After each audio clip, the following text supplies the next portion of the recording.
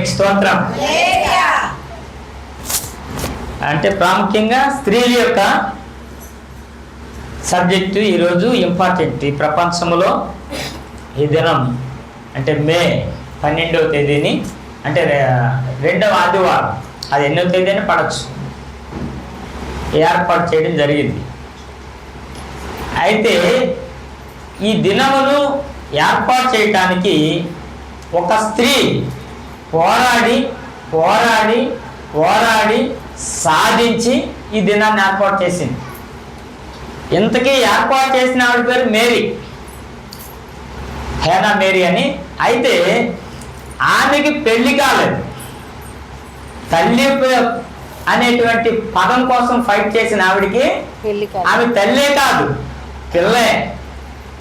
కానీ ఎందుకు అలా ఫైట్ చేసిందంటే తన తల్లి తన కోసం పడిన ప్రయాస జ్ఞాపకం చేసుకొని దాన్ని గౌరవిస్తూ దేవునికి మహిమ తేవాలంటే తల్లికి ప్రధాన పాత్ర, తల్లిని చూసే బాధ్యత చాలా ఇంపార్టెంట్ అనేటువంటి విషయాన్ని ఈ ప్రపంచానికి చాటి చెప్పాలని నిర్ణయం చేసుకొని దానికి చాలా అంతవరకు ప్రపంచ ప్రసిద్ధిగాంచినటువంటి విషయం ఏంటంటే గ్రీటింగ్స్ ఇచ్చుకోవటం, గ్రీటింగ్స్ చెప్పుకోవటం.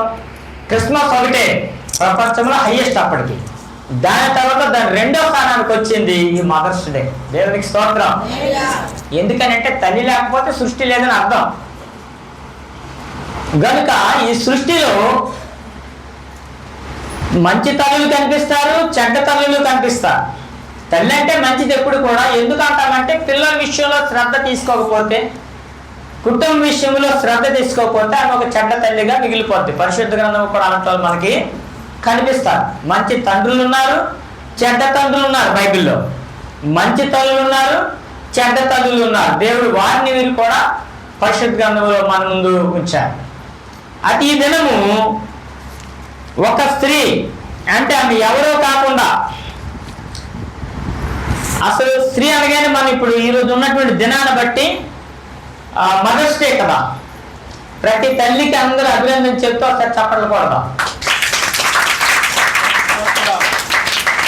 ఇది ఎందుకంటే ఎంతవరకు మీరు పిల్లల్ని బాగా దేవుళ్ళు పెంచినందుకు ఒక ప్రశంస, ఒకవేళ పెంచకపోతే ఎక్కడి నుంచి పెంచండి అయినా ఒక ప్రశంస.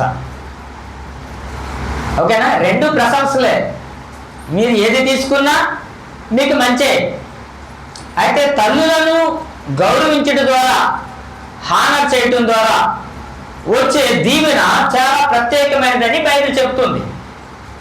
ప్రపంచ ప్రసిద్ధిగాంచిన ఒక తల్లి పేరు చెప్పాలంటే సూసన్నా వెస్లీ పేరు చెప్తారు. ఎందుకని? ఆమెకి పిల్లలు ఎంతమంది తెలుసా అమ్మా? 19 మంది పిల్లలు.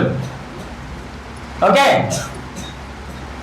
19 సంతానాన్ని కనిందంటే ఆమె ఆరోగ్యం ఏమై ఉంటుందో అసలు చెప్పాలంటే కదా. ఇద్దరిని కానీ ఒకరిని కానీ ఆపేసిన వాళ్ళు ఉన్నారు. ఎందుకు? హెల్త్ పాడైపోద్దని. పిల్లలు కనపోతే బెస్ట్ అన్నట్టు కూడా ఉన్నారు. లేకపోతే కనంత పిల్లలు పాలు ఇవ్వకుండా ఉండేవారు కూడా ఉన్నారు. వాళ్ళ హెల్త్, వాళ్ళ యొక్క గ్లామర్ ఏమి ఇదైపోకూడదు. నిజానికి పాలు ఇవ్వడం ద్వారానే గ్లామర్ ఉంటుంది, అది వాళ్ళకి తెలియదు. సరే ఉంచుదాం. రెండవది, పాలు పడకపోతే వేరే సంగతి. పడినా పెట్టినటువంటి తల్లులు, దొంగ తల్లులు కూడా ఈ లోకంలో ఉన్నారు. వాళ్ళని పక్కన ఉంచుతారు దేవుడు కూడా, మనం ఉంచుతాం. ఇక్కడ మనం ఆలోచిద్దాం. తల్లి ఆ సూసన్నా వెస్లీకి ప్రపంచ ప్రసిద్ధిగాంచే పేరు ప్రఖ్యాతలు రావడానికి కారణం ఏంటంటే ఆమె కన్నా పిల్లల్లో ఇద్దరు ప్రాముఖ్యంగా యూరోప్ ఖండాన్ని చరిత్రకెక్కినంత మార్పులోకి తీసుకొచ్చారు. ఒక ఖండం అంటే ఆసియా ఖండం మంది. ఆసియా ఖండంలో 76 దేశాలు, అలా యూరోప్ ఖండానికి కొన్ని దేశాలు, ఐరోపా ఖండానికి కొన్ని. అర్థమైందా? ఇంకా అట్లాంటిక్ ఒకటి. అంటే 7 ఖండాలు మనకి, అంతేనా? ఖండాలు కాదు, ఖండాలు. కాబట్టి అంటే ప్రపంచ భూభాగాన్ని అలా విభజించారన్నమాట. మన భారతదేశాన్ని ఎలాగైతే రాష్ట్రాలుగా విభజించామో ఆ రీతిగా. అయితే తల్లి పాత్ర చాలా ముఖ్యమైనది. మనం చాలాసార్లు మదర్స్ డే అని పెట్టాం కదా. ఈ మదర్ తెరీసా గారు కూడా జ్ఞాపకం చేసుకోవచ్చు. ఆమె తల్లి కాని తల్లి కదా. మన సామెతలు కూడా ఉంటాయి. కర్ర కాని కర్ర జీలకర్ర అని, కోడి కాని కాడి కోడి అని ఇలా చెప్తారు. కాబట్టి ఇక్కడ తల్లి కాని తల్లి ఎందుకంటే ఆమె పిల్లలు కనకుండా, వివాహం చేసుకోకుండా, పిల్లలు కనకుండా ఉన్నప్పటికీ ఆమెకు మదర్ అనే అనేటువంటి గొప్ప బిరుదును ప్రపంచం గుర్తించి ఇచ్చినట్టు మనం చూస్తాం.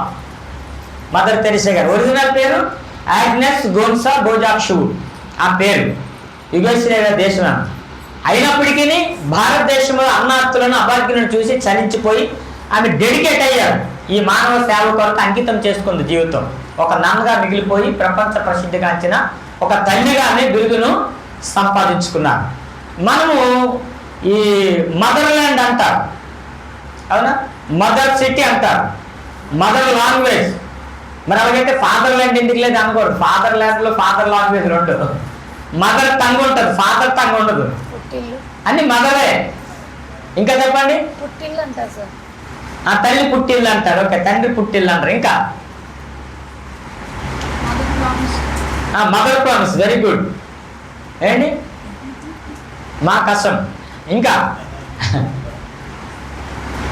ఇంకా మదర్ మీద ఏమున్నాయి? ఓకే, నాకన్నీ తెలుసు. సరే, ఇప్పుడు ఆలోచిద్దాం. తల్లికి అంత ప్రాధాన్యత ఇస్తూ బైబిల్ గ్రంథం కూడా ఎంతో ప్రశంసలు ఇస్తూ నడిపించిన విధానాన్ని మనం పరిశుద్ధ గ్రంథంలో చూస్తాం. అయితే సూసన్న వెస్లీ గారిని కలిపాం కదా, ఆమె పిల్లలను అంత గొప్పగా భక్తిలో పెంచడానికి కారణం ఏంటంటే పిల్లలకు కొన్ని రూల్స్ అండ్ రెగ్యులేషన్స్ పెట్టింది ఆమె. ఒక చార్ట్ లాగా ఇలా బోర్డు పెట్టి దాని మీద కొన్ని నిబంధనలు పెట్టారు ఆమె. ఇవన్నీ ప్రతిరోజు వాళ్ళు పాటించాలి. ఏంటంట, భోజనానికి మధ్యన చిల్లర తినకూడదు. తింటే ఏమవుతుందంట, ఒబిసిటీ, స్థూలకాయ. ఏంటి అంటే వీడికి బాడీ పెరిగిపోద్దని. మంచివి కొన్ని చెప్పండి, ఏ రూల్స్ పెట్టుంటారో. మనకు తెలిసినవే కొన్ని ఉన్నాయి. తప్పకుండా ప్రార్థన చేయాలి. ప్రార్థన చెప్పేది ఫుడ్ కరెక్ట్, ఉదయం అయితే టిఫిన్ కరెక్ట్, బైబిల్ చదవాలి,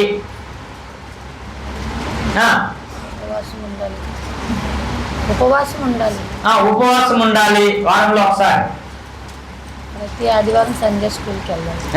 సండే స్కూల్కి తప్పకుండా వెళ్ళాలి. ఆమె పెట్టిన రూల్స్ 17 రూల్స్. ఎన్నండి? 17. ఇప్పుడు అవన్నీ చెప్పడానికి టైం కాదు, మనకి టైం తక్కువ ఉంది కదా, మనం 9:30 స్టార్ట్ చేసుకున్నాం. అయితే ఈ రూల్స్ అన్ని కూడా వాళ్ళు పాటించినందున వాళ్ళు ప్రపంచం మెచ్చుకునేటట్టు, ఆ బిడ్డను చూసి ఏ తల్లి కన్నదో వీరిని అని చెప్పేటట్టు మనకి ఉంది కదా, పొగడనా నువ్వు నీ భూమి భారత్ అని అంటాడు. అంటే అంటే ఇది మాతృభూమి అంటాం కదా, భరతమాత అంటారు. మర్చిపోయాను, ఈ ప్రపంచ ఇండియా పటాన్ని భరతమాత, భూమాత అంటారు. అంటే భూమిని తల్లితో పోల్చారు. అది ఆడడం వల్ల మనకు తెలియదు, కానీ అలా పోల్చారు తల్లితో. ఎందుకని, భూమికి ఓర్పు ఎక్కువని, సాయం ఎక్కిన గుణపంతో తగిన ఆ మొక్కను పుట్టిస్తుందని, ఏం చేసినా ఊరుకుంటుందని, అవి ఎన్నో మంచి లక్షణాలు తీసుకుంటూ చెప్పారు. ఈ భరతమాతకి జై అనేటువంటి మతోన్మాదులు భారతీయులు తన్నేస్తుంటారు. మళ్ళీ వాళ్ళకి ఏ లాజికి తెలియదు. దేశం అంటే మట్టి కాదు, అదే దేశాన్ని గౌరవిస్తుంది. రైతే భరతమాతకి జై అని భారతదేశ జెండా చూసే కదా మన శివన్న లోకేడు. దేశాన్ని గౌరవించడం అంటే మనుషులను తనడం కాదు కదా, దేశం అంటే మనుషులు. కానీ నువ్వు దేశాన్ని ప్రేమిస్తే కనుక తప్పకుండా మానవ జాతిని ప్రేమించాలనే రూల్ కూడా నీకు తెలియాలి. తెలియకపోతే నువ్వు నోయింగ్లీ డూయింగ్, నాకు తెలిసే తప్పు చేస్తున్నావు. నువ్వేం చేస్తున్నావు కూడా తెలిసినట్టు ఉంది, కానీ అది తప్పుడు తావులో వెళ్ళిపోతున్నట్టు కనిపిస్తుంది. కనుక ఆమె పెట్టిన రూల్స్ని బట్టి వాళ్ళు గొప్ప ప్రయోజకులుగా అయ్యారు. బైబిల్లో 4 సువార్తలు రాసిన ఒక కాంటెస్ట్ ఉంది. 5 రొట్టెలు, 2 చిన్న చేపలు. మళ్ళీ తిమింగల లాంటి తెచ్చి పెంచుంటారు, రేసులో అనుకుంటారని అలా రాయించాడు దేవుడు. మత్తయి సువార్తకుడు రాశారు, మార్కు సువార్తలు రాశాడు 6వ అధ్యాయంలో, లూకా సువార్తకుడు రాశారు, యోహాను భక్తుడు రాశాడు. ఒక విషయాన్ని 4 రాశారంటే అది very very very very important అనమాట. ఏంటంటే అక్కడ పాఠం ఉంది అని అంటే, పిల్లలిద్దరికి తల్లి నేర్పిన పాఠం, భక్తి విధానం. ఏంటంటే 3 రోజులు సభలు అవుతున్నాయి అరణ్యంలో. ఊర్లో కాదు, హైవే రోడ్లో కాదు, గ్రౌండ్లో కాదు, స్టేడియంలో కాదు, ఏంటంట అరణ్యంలో. అక్కడికి వెళ్ళండి బాబు అని పంపించి పిల్లలిద్దరిని, ఆమె హెల్త్ బాబులని ఏమైందో తెలియదు, వెళ్ళే అవకాశం లేక ఉండుంటుంది. పిల్లల్ని పంపించే తల్లి తప్పకుండా మందిరానికి వెళ్తుంది. అయితే క్యారేజ్ కట్టిందని. వీళ్ళు అల్లం చిల్లంలో అనుకోండి, మధ్యలోనే తినేసి క్యారేజ్ ఎవరికి అమ్మేసి వెయిటింగ్ ఎవరికి ఏ సినిమాకి వెళ్ళిపోతారు డబ్బులతోటి. లేదా 3 రోజుల మీటింగ్స్ లో మధ్యలో మొక్క చెక్క తినేసి అయిపోను. 5 రొట్టెలు 2 చిన్న చేపలే కదా, ఎంతసేపు ఉంటాయి. ఒక చిన్న రొట్టె ముక్క చిన్న చేప ముక్క అలా తినేసారు అనుకో అన్నదమ్ములు, అయిపోదు. కానీ తినలేదు కదా, 3 రోజులు మీటింగ్ అయిన వరకు ఉంచారు. ఇప్పుడు మనకి ఏమర్థమవుతుంది, వాక్యం మీద మనసు నిమగ్నం అయ్యారని, ఏకాగ్రత కలిగి ఉన్నారు. అప్పుడే తిండి వైపు వెళ్ళదు. మనసు దేవుడి మీద లగ్నం అయిందంటే ఇక ఏదేని గుర్తురాదు. దాన్ని అంటాడు, ఆసక్తి ఉంటే ఏ శక్తి కాలిక శక్తి అని నేను ఆపలేదు. నీకు దేవుడి పట్ల ఆసక్తి ఉండాలి. కాబట్టి అలా ఉన్నది కనుక వాళ్ళు తినలేదు. చివరిగా అయిపోయింది. మరి వీళ్ళంతా కూడా కళ్ళు తిరిగి పడిపోతారయ్యా, 3 రోజుల నుంచి అరణ్యంలోకి వచ్చారు, దూర ఊళ్ళు, ఇలా ఫుడ్ పెట్టకపోతే కళ్ళు తిరుగుతారు, ఇంటికి పంపించండి అని శిష్యుల్లో కొందరు చెప్పారు. ఎవరితో? ప్రభువుని యేసు వారితో. అప్పుడు ఆయన ఏమన్నారు, ఇంటికి పంపించండి, నైజంతా జరిగే పని కాదు, ఖచ్చితంగా వారికి అన్నం మీరే పెట్టండి. అన్నం అంటే రొట్టె కదా, రొట్టెలు పెట్టండి అన్నారు.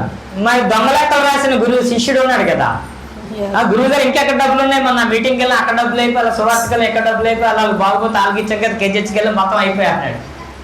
రాంగ్ అకౌంట్లు అన్నీ కూడా అలా లెక్కలు చూపించగానే ఇక ఇలా కాదని, సరే మీ ఇక్కడ ఉన్న వాళ్ళు ఎవరి దగ్గర ఏమైనా ఉన్నాయా అని ఒక అనౌన్స్మెంట్ ఇచ్చారు. మనం అడుగుతుంటాం కదా, చర్చికి ఏమైనా లేకపోతే కొంటారా, ఎవరైనా చేతులు ఎత్తండి ఏంటి. ఇది అయిపోయిన తర్వాత ప్రకటన ఉంది, కొమ్మాది చర్చి ఓపెనింగ్ 1వ తేదీ అనుకుంటున్నారు, నెక్స్ట్ మంత్. సో దానికి కూడా మనం కొన్ని ఐటమ్స్ ఇవ్వాలి, చివరిలో చెప్తాను. కాబట్టి ఆ రీతిగా ప్రకటించినప్పుడు ఆసక్తిగా ముందుకు వస్తారు. కొంతమంది దగ్గర డబ్బులు ఉండవు కానీ మాటిస్తారు, దేవుడు అప్పటికి ఇస్తాడు అనేటువంటి ధైర్యం అవుతుంది. కొంతమంది ఉంటాయి, నోరెత్తరు, అసలు తల ఎత్తరు అన్నమాట, కింద కొంచెం బెస్ట్ అని ఎదురుగా చూసిన మనం కాన్సెప్ట్ చేస్తారు ఫాస్ట్ గా. అదొక బ్యాచ్. 3 రకాలు ఉంటారు, 30 దంతులు ఉంటారు, 60 దంతులు ఉంటారు, చర్చిలో 100 దంతులు కూడా ఉంటారు. నిండుకుండా కొనకదు అంటారు. సరే ఉంచుదాం. కాబట్టి ఈ పిల్లలు అక్కడికి వెళ్ళి ఆ సభలో నుండి ప్రభు అడిగినప్పుడు అవి ఇచ్చారంటే, మీ దగ్గర ఉన్నాయా అని అన్నది, పాయింట్ చేయలేదు, ఓపెన్ ఆప్షన్ అది, ఎవరైనా ఉంటే రండి అని. మరి వీళ్ళు ఎంత తొందరగా వచ్చి నా దగ్గర ఉన్నాయి, వాళ్ళకి ఆకలే కదా. మరి మీటింగ్ అయిపోయింది, ఇంటికి వెళ్ళిపోయాక తినేసి వెళ్ళాలి, లేకపోతే కొండ మీద దిగి వెళ్ళడం ఎలాగా, చాలా కష్టం. మరి ఇది ఎలాగో కష్టసాధ్యం కాబట్టి ఇబ్బంది ఇవ్వకపోతే మంచిదని మనసే వాళ్ళ లేదు. ఈ పిల్లల్ని మనము జబదీ కుమార్తో పాల్చొచ్చు. తల్లి పేరు ఏం పేరు చెప్పండి అమ్మా? సలోమి. వెరీ గుడ్, దేవుడికి స్తోత్రం. బైబిల్లో సలోమీలు ఉన్నారు 2, కానీ ఈ మాత్రం ప్రత్యేకమైన తల్లి. సరే ఉంచుతా. ఈ పిల్లలిద్దరు కూడా మా దగ్గర ఇచ్చారు. ఇవ్వడం వల్ల ఏం జరిగిందంటే మహా అద్భుతం జరిగింది, చిన్న చిన్న విషయం కాదు. ఎందుకని? ఎన్ని ఇచ్చారు వీళ్ళు? 5 రొట్టెలు 2 చిన్న చేపలు ఇచ్చారు. ప్రజలు ఎంతమంది ఉన్నారు? 35-40 వేల మంది ఉన్నారు. ఎందుకని? 5,000 మంది పురుషులు ఓన్లీ. మన పౌరు గారు, దేవుడి గారు లాంటి వాళ్ళు పురుషులు అంటే అంతేనా? అలాంటి పురుషుడు అంటామా? ఆ పురుషుడు చూడు ఎలా కాలు ఒక సాపి కూర్చోండి యోగవ్యామం లాగా, అంటే అలా కాదు. ఓకే, కాబట్టి పురుషుడని పెద్దవాళ్ళు అంటాం. అంటే పెద్దవాళ్ళు అంటే వివాహమైందంటే ఇప్పుడు 19 మంది సంతానం లాగా డాక్టర్ అంబేద్కర్ 14 కూడా, రామ్జీ సత్కల్ భీమాబాయికి 14 కూడా అంబేద్కర్. ఫ్యామిలీ ప్లానింగ్ లేకపోవడం, రాజ్యాంగం వచ్చింది అనుకోవచ్చు ఆ రోజులకి. సరే ఆలోచించదా. కాబట్టి ఈ అలా సంతానం ఎక్కువ, కనీసం 10 మందిని కనేవారు, ఎక్కువ మంది 7 అయినా అలా ఉండేవారు పిల్లలు.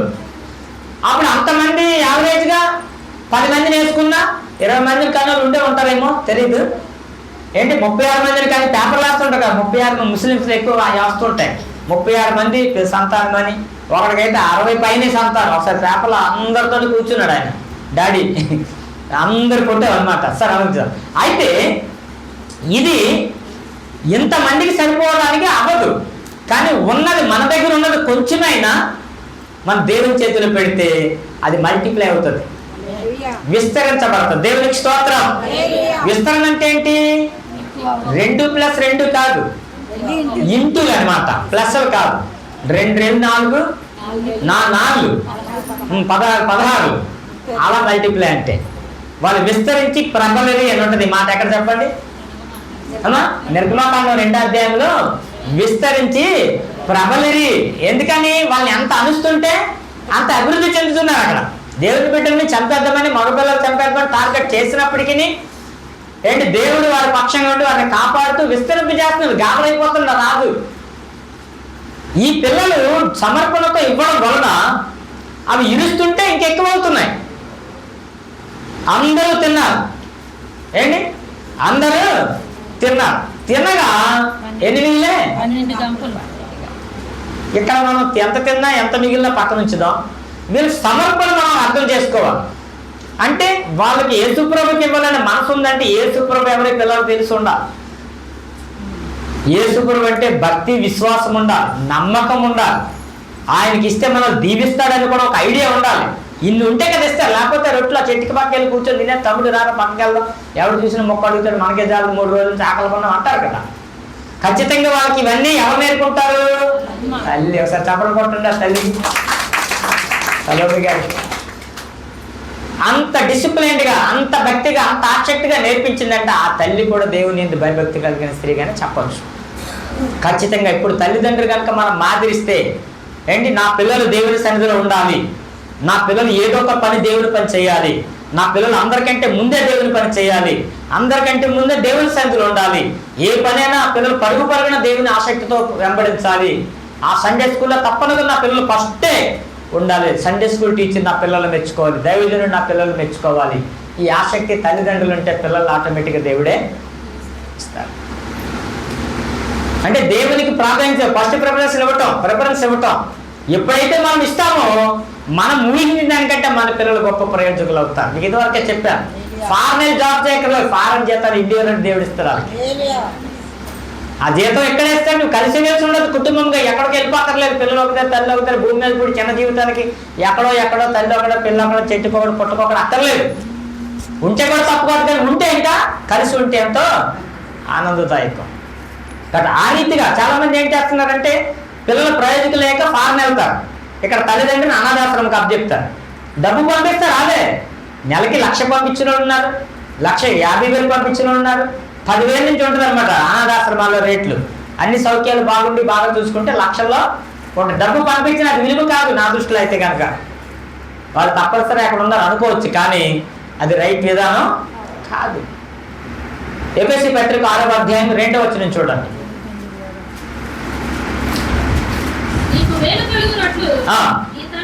నీ తండ్రిని తల్లిని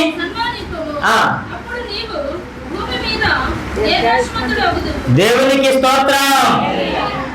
ఏంటంటే మొదలు అంటే తల్లిదండ్రిని గణపరిస్తే సన్మానిస్తే వచ్చే ఆశీర్వాదం ఇక్కడ చూస్తున్నామా, మేలు కలుగుతుంది. ఏంటి 2 మేలు చూపించాడు. ఏంటంట దీర్ఘాయస్సు. ఏంటి చిన్న విషయం కాదు దీర్ఘాయస్సు అంటే ఏంటి? Long living life. నీకు దేవుడు లైఫ్ స్పాన్ ఎంత ఇచ్చాడో, ఎంత కాలం జీవించాలో ఒక పరిధి ఇచ్చాడో అంతవరకు నువ్వు ఉంటావు. 14:4 యోగ గ్రంథంలో మానవునికి మించజాలని వయో పరిమాణం నిర్ణయించాలని ఉంటుంది. అంటే మనిషికి ఇంతవరకు అక్కడ ఆగాలి అనే రూల్ పెట్టాడు. పూర్తిగా ఆయుష్ ఎంత మనుషులది? ఆదికాండం 3:6 అంతేనా? 3:6లో 120 సంవత్సరాల పరిధి అక్కడ చెక్ చెప్పాడు దేవుడు. ఆ గీత దాటి ఎవరు పోలేరు. ప్రపంచంలో గిన్నిస్ ఆఫ్ ది రికార్డ్స్ లో కూడా 117 సంవత్సరాలు 120కి వెళ్ళరు. ఎందుకని? ఆయుష్ ఎక్కువైతే మనుషులు సరిగ్గా దేవుల్లో ఉండకుండా తగ్గిపోతున్నారు కనుక ఎక్కువ మంది తగ్గించారు. ఏంటి 930 హైయెస్ట్ ఎవరు? 969 మెథిసెలా, 950 నోవాహు, 930 ఫస్ట్ పర్సన్ ఆదాము గారు. ఇది ఇంకా అలా వస్తే 600, 500, 300 అలా ఉన్నాయి హనోకు వరకు వస్తాయి. కాబట్టి ఇక్కడ అంత ప్రత్యేకంగా ఇదేంటంట ఆయుష్ అంటున్నారు. లూకాసు వార్త 13వ అధ్యాయం 34వ వచనం.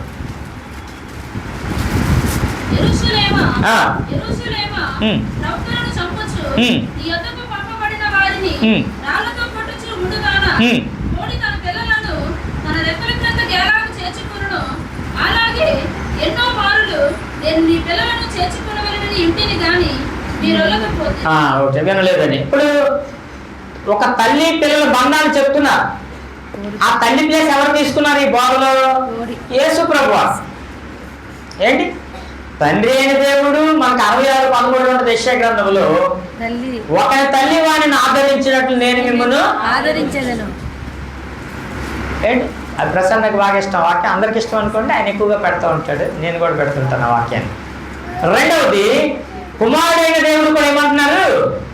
కోడి తన పిల్లల్ని ఎలా చేర్చుకుంటుందో, వ్యర్థ బారిన పడకుండా, అపవాదంలో పడకుండా, మార్గం తప్పకుండా తన ప్రాణాలు ఒట్టి ఎలా కాపాడుతుందో, పిల్లలకి ఏదైనా చేయాలంటే ముందు తల్లి చనిపోతుంది అన్నమాట. అంతగా అక్కును చేర్చుకుంటుంది ప్రతి తల్లి కూడా.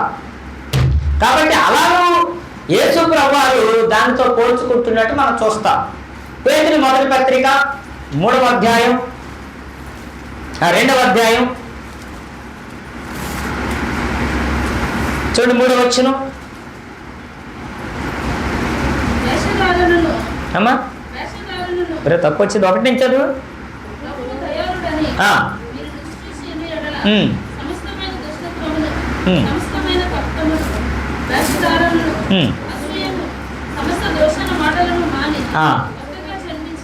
శిశువులను పోలిన వారై చూడండి, నిర్మలమైన వాక్యము అను పాల వలన ఎదుగు నిమిత్తము ఆ పాలను ఏం చేయాలంట? ఉపేక్షించాలంటే వదిలేను, అపేక్షించుడి. దేవునికి స్తోత్రం. ఏంటి వాక్యమనే పాలు కదా, పరిశుద్ధాత్మ దేవుడితో పోలుస్తున్నాం ఇక్కడ. అంటే ప్రత్యేకమైన విధానాన్ని దేవుడు ఇక్కడ చూపిస్తున్నాడు. యోహాను సువార్త 3వ అధ్యాయం 5వ వచనం. యేసు ఇట్లా నేను ఒకడు నీటి మూలముగాను ఆత్మ మూలముగాను జన్మించితేనే గాని దేవుని రాజ్యములో ప్రవేశింపలేడని నీతో నిశ్చయముగా చెప్పుచున్నాను. ఆత్మ మూలముగా జన్మించారు. అక్కడ పరిశుద్ధాత్మ దేవుడు కనిపిస్తున్నాడు మనకి. తండ్రి, కుమారుడు, పరిశుద్ధాత్మ. చివరగా మనకి తల్లి ఎవరు? ఇంకొక వాక్యం, గలతీ పత్రిక 4వ అధ్యాయము 19వ వచనం. గలతీ పత్రిక 4వ అధ్యాయము 19వ వచనం.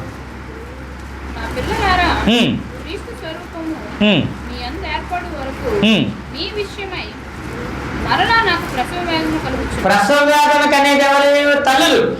ఇక్కడ దైవజనులను పోలుస్తున్నాడు, దైవజనురాలను పోలుస్తున్నాడు. ఏంటి మదర్స్ డే రోజు ఒక మదర్ పుట్టినరోజు. ఎవరు పుట్టినరోజు ఈరోజు? రూతు కుమారి గారు, ఇంకా మేరీ రత్నం గారు. ఏంటి ఇద్దరు తల్లులకి తల్లుల రోజులో పుట్టారు. దేవునికి స్తోత్రం. అలా పడింది మరి అదృష్టం. కాబట్టి ఇక్కడ చెప్తున్నాడు, ప్రసవ వేదన క్రీస్తు సారూప్యము మీ అందు ఏర్పడే కంటే క్రీస్తులో ఉన్నారు, కానీ క్రీస్తు రూపం ఇంకా రాలేదు మీకు. మందిరంలో అనేది మందిరం తగ్గట్టు మీరు లేరు, ప్రార్థన చేస్తున్నారు ప్రార్థన తగ్గట్టు లేరు, వాక్యం చదువుతున్నారు వాక్యం ఆచరించేవారుగా లేరు. ఈ విధానాలన్నీ కూడా ఇక్కడ కనిపిస్తున్నాయి. ఈ బ్యాచ్ ఎవరింట్లో ప్రార్థన చేస్తే రాని బ్యాచ్, ఏ ఉపవాస కోణాలకు సహకరించిన బ్యాచ్, సువార్తనగానే ఫాలో అవ్వని బ్యాచ్, దశమ భాగం దొంగల బ్యాచ్, వీళ్ళంతా కూడా యూస్లెస్ అనమాట దేవునికి. వాళ్ళు కూర్చోడానికే చర్చిలో కానీ అలా ఇంకెందుకు. నేనైతే ఏమనుకుంటున్నా, అలాంటి బ్యాచ్కి ప్రార్థన ఒప్పుకోవడం బెస్ట్. లాస్ట్ వీక్ కూడా చెప్పినట్టున్నా, ప్రార్థన కూడా మైకాల చేతికి ఇవ్వకూడదు. స్థలము 3 సంవత్సరాలు చెట్టు నుంచాడు దేవుడు. లోకాసువార్తలో 3 సంవత్సరాలు ఉంచాను, 4వ సంవత్సరం గొడ్డలి దాని మీద పడిపోద్ది, ఎందుకంటే స్థలమే వేస్ట్ అంటాడు. అలాంటి బ్యాచ్ చర్చిలో ఉండడం, ఆ చైర్ వేస్ట్ లేదంటే ఆ నేల వేస్ట్ అని అలాంటి వాళ్ళు చర్చికి రాకపోతే మంచిది నా దృష్టి. ఎందుకంటే పరలోకి మెల్లగా రారు, ఇక్కడ మనం రాణిస్తాం. ఆలోచించుదాం. ఇక్కడంటే దేవునికి సమర్పించిన ఆ పిల్లలు ఏంటి ఒక శ్రేష్టమైన కార్యాన్ని వాళ్ళు కళ్ళారా చూశారు. వాళ్ళ చరిత్ర అప్పుడు ముగిసింది, కానీ ఇప్పటి వరకు చెప్పుకుంటూనే ఉన్నాం. పరిశుద్ధాత్ముడు ప్రత్యేకంగా వారి యొక్క చరిత్రను రాయించినట్లు చూస్తున్నాం. ఇక్కడ దైవజనుని యొక్క పాత్ర తల్లితో పోలుస్తున్నాడు. ఏమని? మీ కొరకు మీరు ఇంకా ఎప్పటికైనా మారాలి, ఎప్పుడైనా మారాలి. ఇంకెన్నిసార్లు వింటారో వెళ్ళిపోతారు. ఏ రోజు మీరు దేవుని పిల్లలు ఉంటారు, దైవజనుని మెచ్చుకునేటట్టు వాక్యానికి అనుకూలంగా వాక్యం చెప్పిన పాటిస్తూ ఏ రోజు మీరు వస్తారని ప్రసవ వేదన. ఏంటి ప్రతి తల్లి 9 నెలల తర్వాత అయిపోతారు ప్రసవ వేదన, ఆ చివరి నెలలో పడి. కానీ పాస్టర్స్కి మాత్రం జీవితాంతం ప్రసవ వేదనే. 100 మంది విశ్వాసులు అంటే ఒకటైనా ఒకటంక 2 ఉంటాడు. అది ఎప్పటికీ దశింపాడినప్పుడు చర్చి కరెక్ట్గా రెస్పాన్స్ అప్పుడు దైవజనుల మీద గౌరవంగా మాట్లాడు. అలాంటి స్త్రీలు ఉంటారు, కొన్నిసార్లు పురుషులు కూడా ఉంటారు. అందుకే వారి జీవితంలో ఆనందకరమైన కార్యాలు దేవుడు చెయ్యలేడు. దేవుడు మన యందు ఆనందించాలి.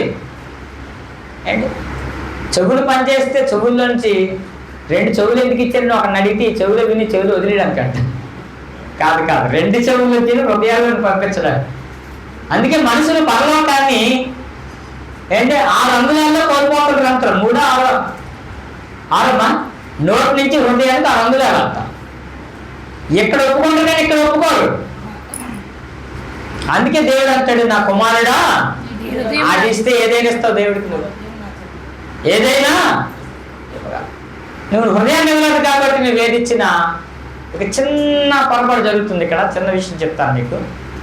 మనము ఖచ్చితంగా దేవునికి ఏదైనా తీసి అది ఏం చేయాలని ప్రశ్నిస్తే నువ్వు ఏ మందిరంలో ఉన్నావు ఆ మందిరంలోనే ఆ కానుక ఇవ్వాలి.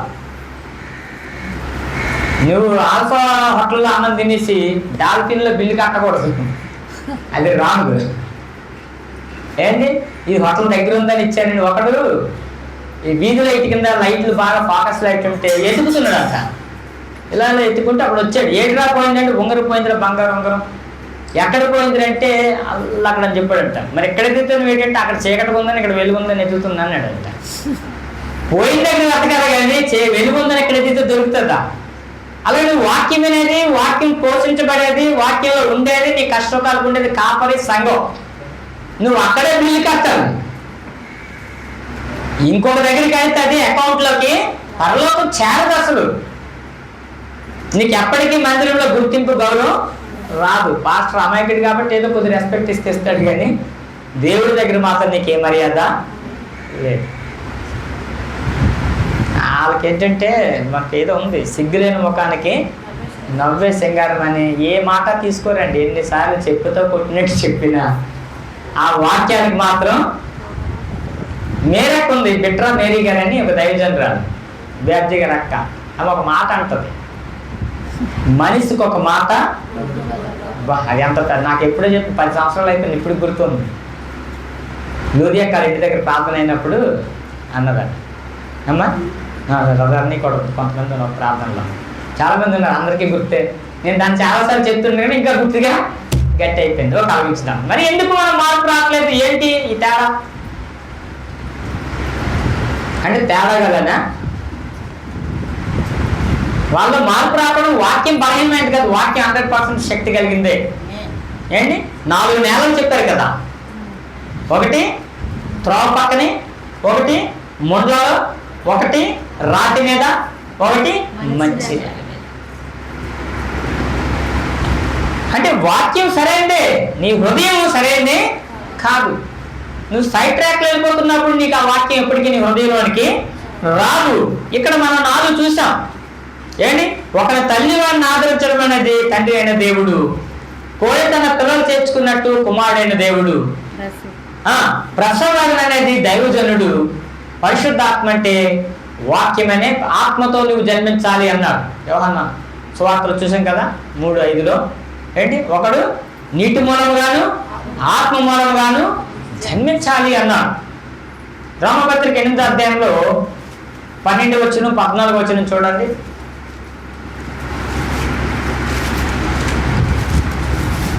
కాబట్టి సహోదరులారా, శరీరానుసారముగా ప్రవర్తించుటకు మనము శరీరమునకు రుణస్థులము కాము.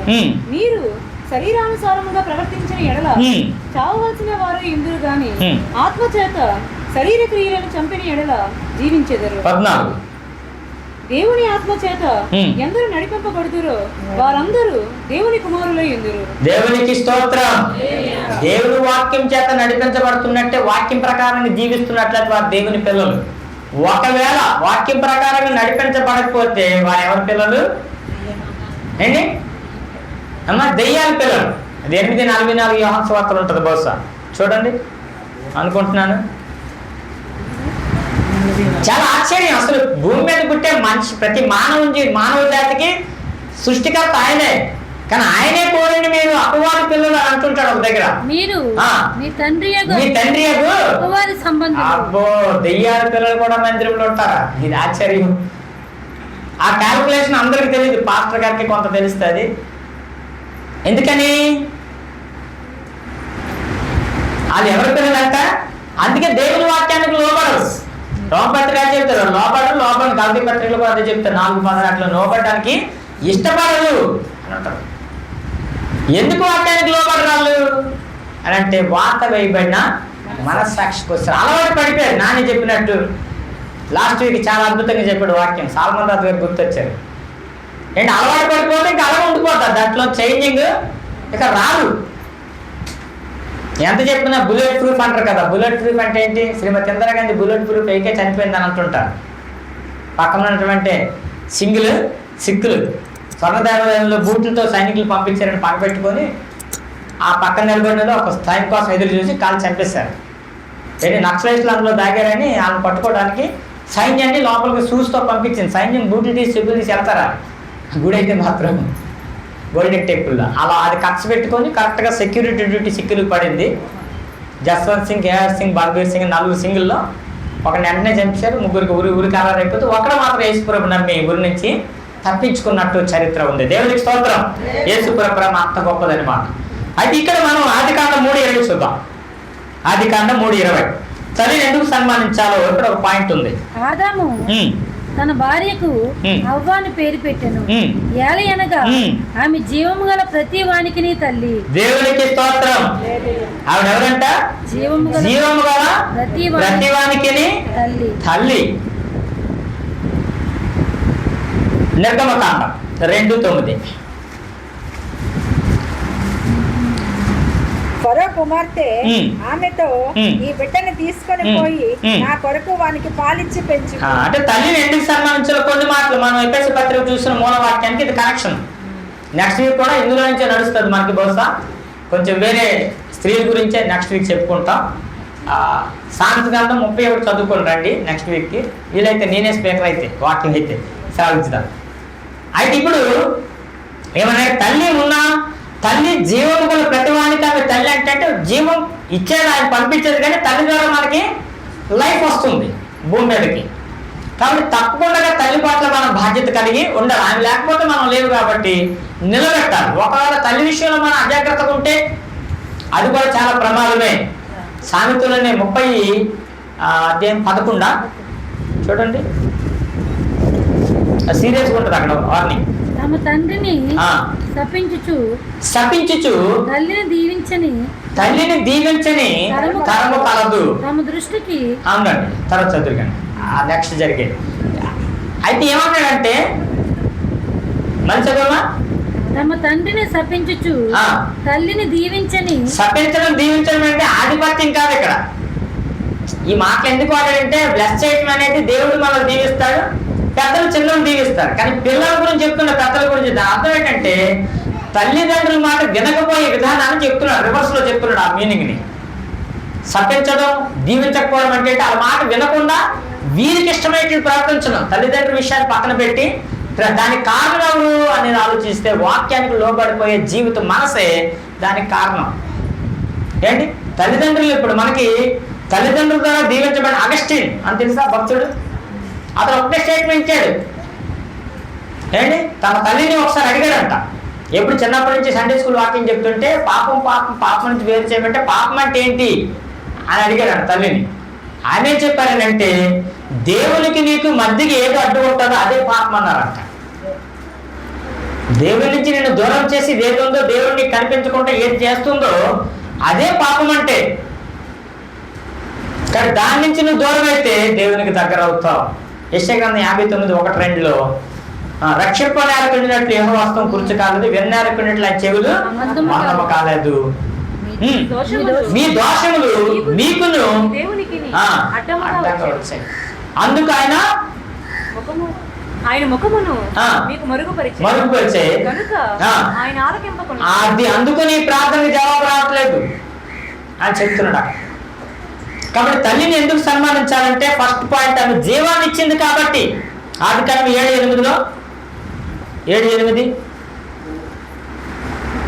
దేవుడు నోవాహునకు ఆజ్ఞాపించిన ప్రకారము పవిత్ర జంతువులలోను అపవిత్ర జంతువులలోను పక్షులలోను నేలను ప్రాకు వాటన్నిటిలోను మగది ఆడది జాతి జాతులుగా జత జతలుగా ఆత్మ ఒకటి అలా జర్నీ చేస్తుంటది గోడ పక్క నుంచి. ఓకే, ఓడలోనున్న నోవాహునందుకు చేరాను. ఏంటంట? ఎందుకని ప్రతిదాన్ని చేరదీసి ఆదరించి నిలబెట్టడం. తల్లి మొదట ఏం చేస్తుందంటే, తల్లి లక్షణం మనకు నిర్మాణాన్ని, ఒక జీవితాన్ని, ఒక లైఫ్ని, ఒక దేహాన్ని ఇస్తుంది ఆత్మదేవుంది కాబట్టి.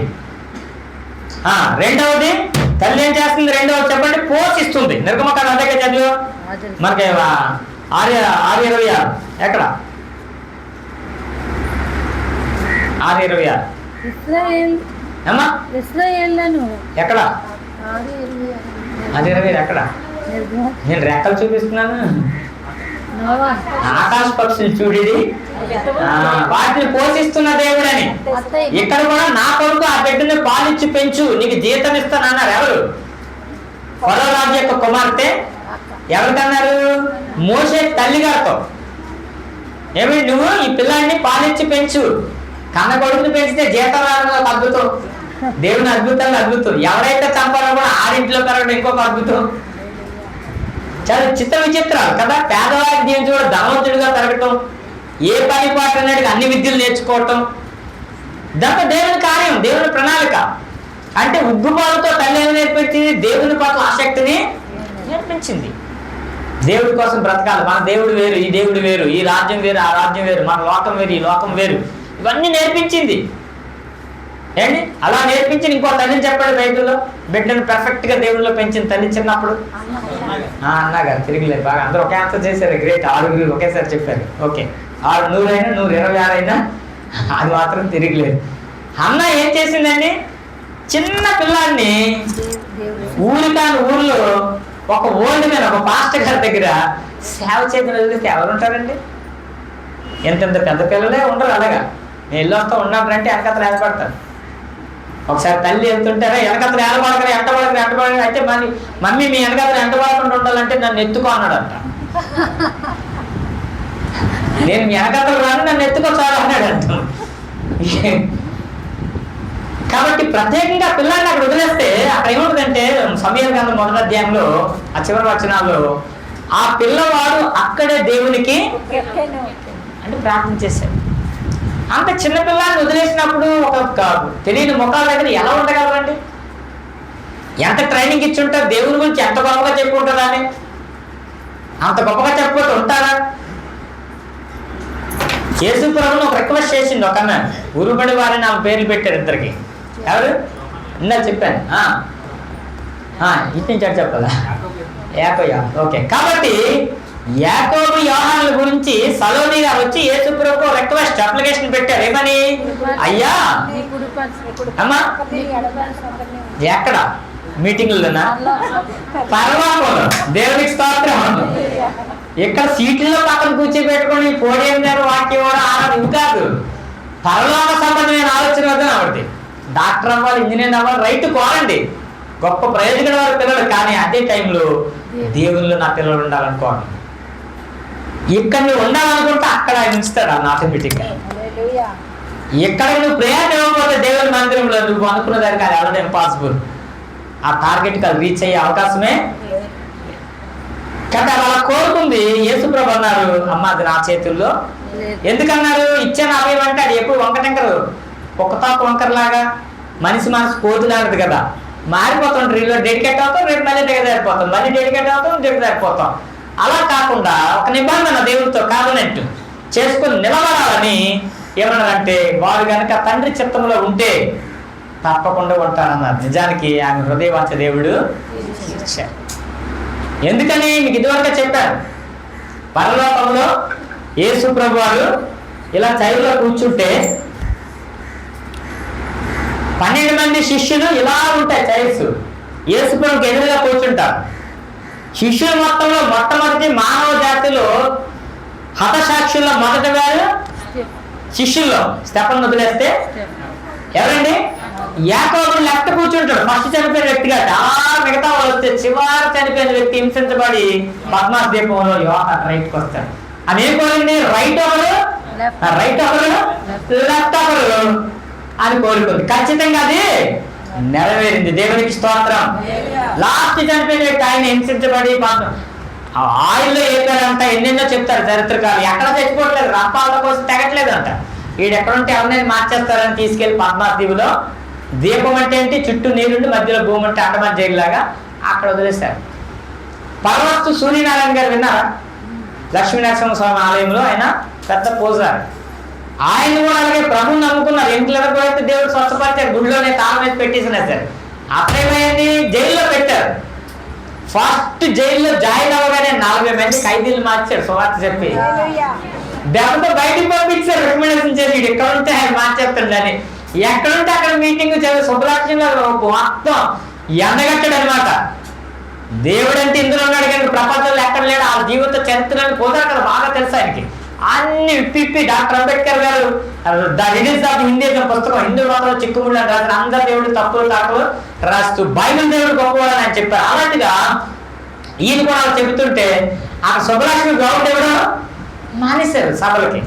ఆ తర్వాత ఏఎస్ రాజాలో మీటింగ్స్ పెట్టారు, ఏఎస్ రాజు గ్రౌండ్లో. అది కూడా అధ్యక్షుడు వచ్చింది. ఆ మీటింగ్స్ ఎవరు జరిగించారు తెలుసా? అమెరికా మేడం కొడుకు ఆయన, దీన్ని కోచ్ ఇలా చేస్తారు కదా, జిమ్ కోచ్ ఆయన. ఏంటి ఆ బిల్డర్స్ ఎలా ఒక్కొక్కటి ఇలా ఉంటారు అనమాట. ఆ గ్రౌండ్ చుట్టి పెట్టి ఎవరొస్తారు అంటే మీటింగ్ జరిపించాడు. దేవుడికి స్తోత్రం. బంధు సార్ అని ఏంటి ఆ రెండో కొడుకు శివరాజు గారి తర్వాత ఆయన. కాబట్టి వాళ్ళు అంత ధైర్యంగా అంత కరెక్ట్గా దేవుడి కార్యాలు చేయడం. ఒకటి మోస్తే దేవుడు ఎన్ని దారులు పిలుస్తాడు? 7 దారులు. ద్వితీయోపదేశం 28లో చూస్తే మనం 2 అధ్యాయంలో 4-5 వచనాలు ఉండదు. ఒక దారి మోస్తే శత్రువులు ఒక దారిలో మీ మీదకి వచ్చి 7 దారులు వారు పారిపోతారు అని చెప్తాడు. కాబట్టి దేవుడు మనకిచ్చినటువంటి గొప్ప ఆధిక్యత ఏంటంటే మందిరంలో ఉండటం. ఇంకా అంతకంటే చెప్పాలంటే బ్రతికి ఉంచటం. అందును బట్టి దేవుడిని గణపరుస్తూ, ఆ బ్రతికుండడానికి భూమి మీద తిరగడానికి కారణం తల్లిని గణపరుస్తూ, తండ్రికి లోబడుతూ జీవించినప్పుడు మన జీవితం చాలా ధన్యకరంగా ఉంటుంది. అలాంటి కృపగల దీవెన దేవుడు మనందరికీ దయచేయునుగాక. ఆమేన్.